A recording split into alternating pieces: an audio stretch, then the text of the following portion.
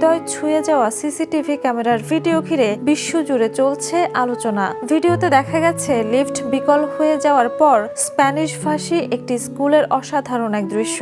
একজন প্রিন্সিপাল নিজের পিঠে করে সিঁড়ি বেয়ে নিচে নামাচ্ছেন হুইল চেয়ারে বসা এক প্রতিবন্ধী শিক্ষার্থীকে।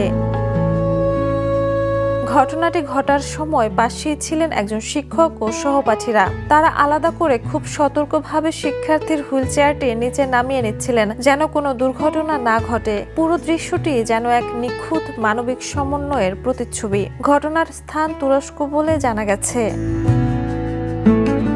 ভিডিওটি গত 19 মে পোস্ট হওয়ার পর মুহূর্তে ভাইরাল হয়ে যায়। এখন পর্যন্ত এটি 24 লাখের বেশি ভিউ এবং 24,000-এরও বেশি লাইক পেয়েছে।